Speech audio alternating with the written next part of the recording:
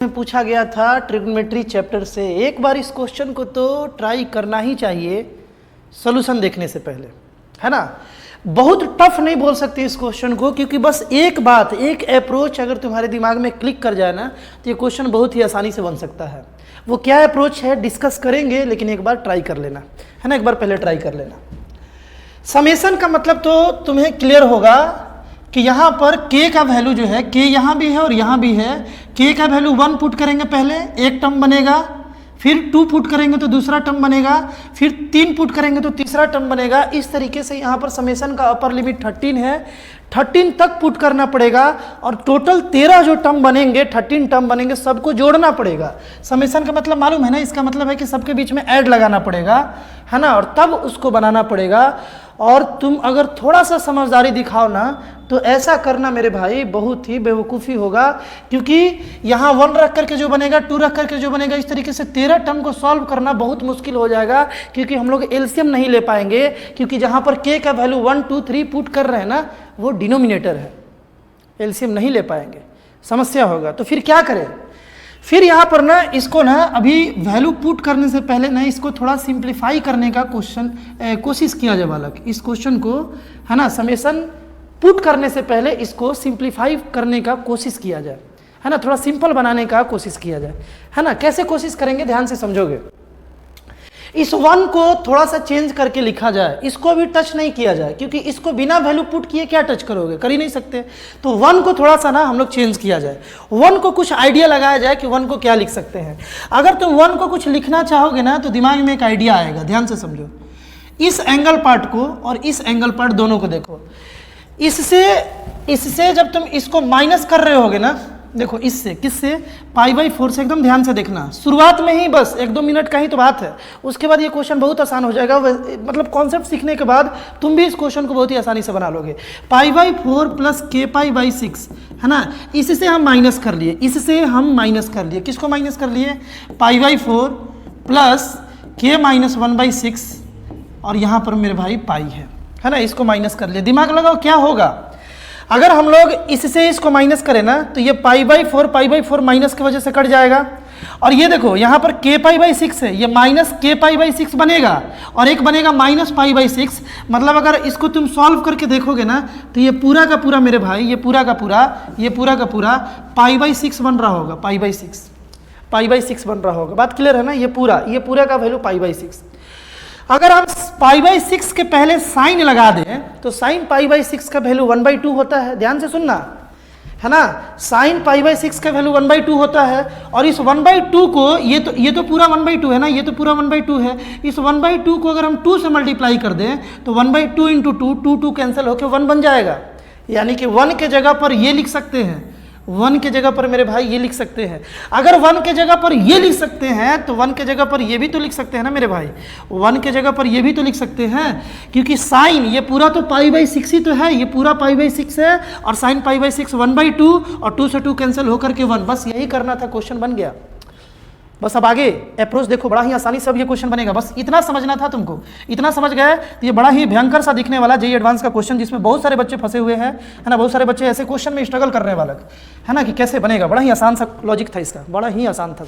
अब देखो ध्यान से, 1 के बदले हम लोग ये लिख दिए, और यहाँ पर मेरे भाई, यहाँ पर समेशन लगा हुआ है, k का वैल्यू 1 से लेकर के 13 तक है ना। अच्छा, डिनोमिनेटर में क्या है, डिनोमिनेटर को लिख लेते हैं जैसे है वैसे। साइन π/4 प्लस k-1 6, और यहाँ पर पाई है, ब्रैकेट है। बात क्लियर है। और इंटू में मेरे भाई है साइन π/4 प्लस kπ/6। ये बात क्लियर है। ये पूरा 1 है, 1/a, मतलब ये लिखा हुआ है। अब सुनो, ये साइन इस पूरे को a कंसीडर कर लिया जाए और माइनस इस पूरे को b कंसीडर कर लिया जाए, कर सकते हैं। तो साइन a-b का तुम फॉर्मूला जानते ही हो, है ना, बस वही वाला फॉर्मूला हम लोग यहाँ यूज करके इसको जल्दी से ब्रेक कर लिया जाए। यहाँ पर समेशन k = 1 से लेकर के 13 तक है। यहाँ पर 2 इंटू, ध्यान से देखोगे मेरे भाई, ध्यान से देखोगे, ये क्या बनेगा, ये पूरा का पूरा क्या बनेगा। अच्छा, एक बात और है कि जैसे समेशन में जो ये कांस्टेंट है, इसको तो बाहर निकाल सकते हैं ना, ये जो 2 है इसको हम लोग बाहर निकाल सकते हैं, है ना, इस 2 को बाहर कर लिए। अब इसको हम लोग लिख सकते हैं, देखो साइन a पहले लिखेंगे, साइन a, और a यहाँ क्या है, ए यहाँ ये है π/4 plus k π/6 into cos B ये है तो कॉस π/4 और हो जाएगा अपने पास बालक प्लस k-1 और यहाँ पर पाई हो जाएगा। बात क्लियर है ना। ये हो गया साइन ए इंटू कॉस बी और उसके बाद माइनस में जाएगा ना, माइनस में जाएगा कॉस ए यानी कि कॉस π/4 प्लस k π/6 और उसके बाद हो जाएगा साइन π/4 प्लस k-1/6 पाई हो जाएगा।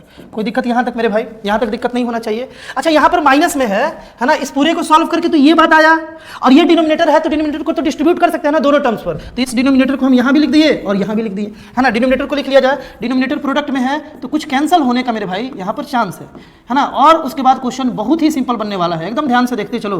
कहीं भी ना समझ में आए तो कॉमेंट करके जरूर बताओगे, क्योंकि कोशिश किया गया है ना कि इस डिफिकल्ट सा दिखने वाले क्वेश्चन को बहुत ही आसान बना करके तुम्हें बताया जाए, है ना। आगे देखा जाए यहाँ पर क्या हो जाएगा, यहाँ पर हो जाएगा वही डिनोमिनेटर को हम लोग डिस्ट्रीब्यूट कर दिए k-1 है ना, k-1/6 है और यहाँ पर क्या है मेरे भाई पाई है, फिर इंटू साइन π/4 प्लस k π/6 यहाँ तक बात ओके है क्या।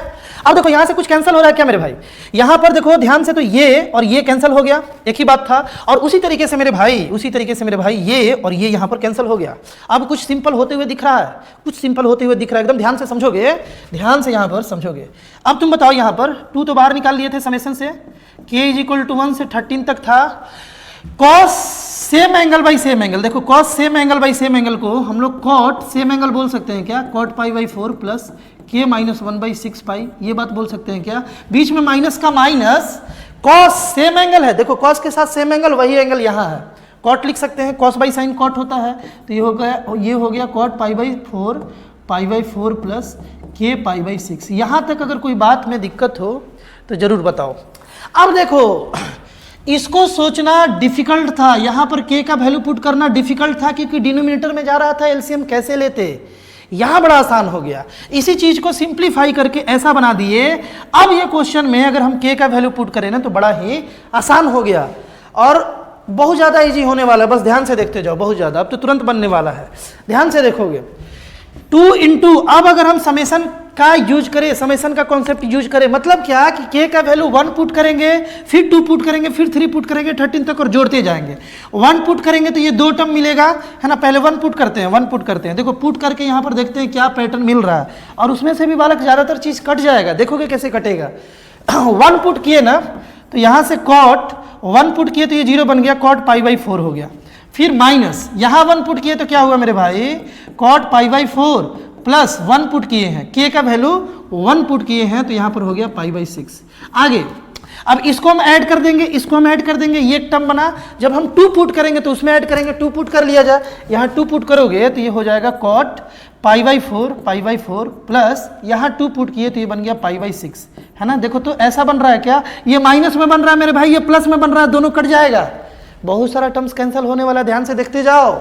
यहाँ हम लगा दिए माइनस, है ना, हम लोग यहाँ 2 पुट किए थे, यहाँ भी 2 पुट करेंगे तो ये बन जाएगा कॉट π/4 प्लस 2π/6 बन रहा है। आगे देखा जाए, फिर प्लस 3 पुट करके देखा जाए, पूरा 13 तक नहीं पुट करेंगे हम लोग, बस पैटर्न को देख लेंगे, है ना। एक और लिखा जाए, 3 लिखा जाए, क्या हो रहा है देखा जाएगा, है ना। यहाँ पर कॉट π/4 हो गया मेरे भाई, π/4, 3 पुट किए तो 3 - 1/6 पाई यानी कि 2π प्लस 2π/6 हो गया, 2π/6। देखो π/4 प्लस 2π/6, यहाँ ये माइनस ये प्लस ये भी कैंसिल होगा, ये कैंसिल हुआ, ये कैंसिल हुआ।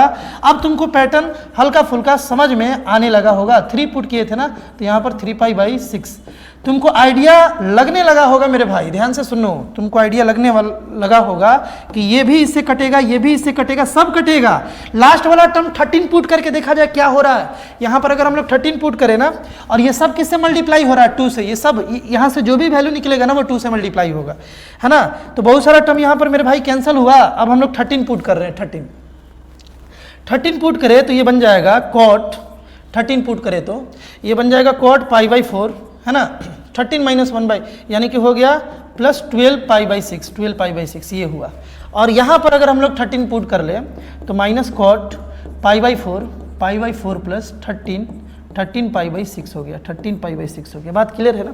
तुम नोटिस कर पा रहे हो कि ये इसको कैंसिल करा देगा, ये इसको ऐसे डायगोनली कैंसिल हो रहा तो ये भी कैंसिल हो जाएगा, बट इसको कौन कैंसिल कराएगा, ये बच जाएगा, ये कैंसिल नहीं होगा मेरे भाई, ना ये होगा ना ये होगा, क्योंकि cancel minus plus minus plus minus plus ऐसे डायगोनली चल रहा है, तो ये और ये बचने वाला है, बचने वाला है।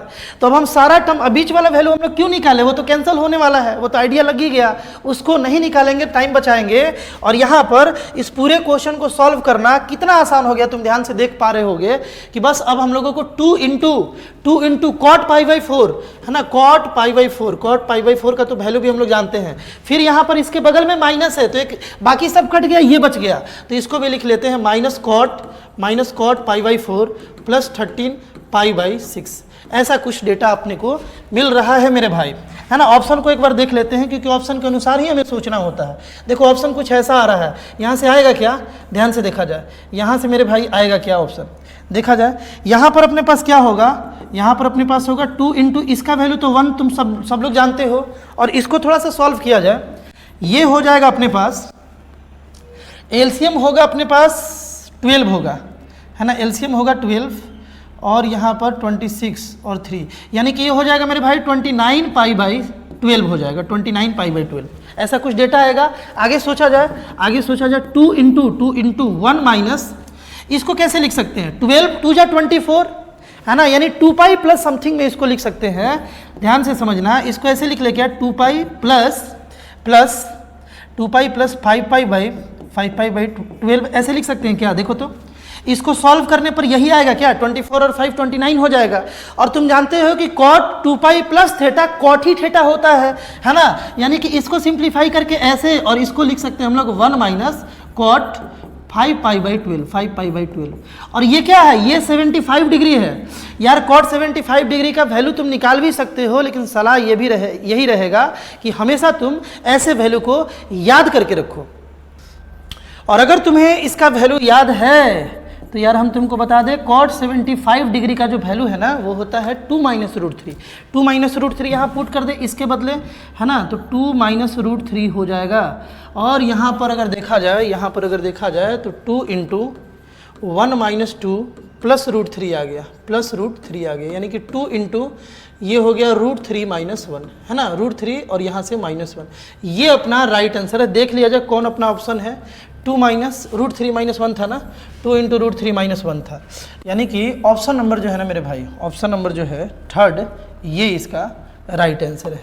आई होप इस सॉल्यूशन को बालक, इस क्वेश्चन के सॉल्यूशन को तुम अच्छे से समझ पाए होगे। इस टाइप का और भी कंटेंट जो तुम्हारे जेईई एडवांस, जेईई मेंस के सफ़र को आसान बनाता है ना, ऐसा क्वेश्चंस जो तुम्हारे चैप्टर्स के कॉन्सेप्ट को और क्लियर करता है, वो लगातार इस चैनल पर मेरे भाई अपलोड हो रहा है। एक बार चैनल को जरूर विजिट करना। हर क्वेश्चन, कोई भी क्वेश्चन हो अगर हम बता रहे हैं तो वो आसान ही हो जाएगा, आसान बना करके ही बताया जाता है ना। मिलते हैं मेरे भाई नेक्स्ट वीडियो में।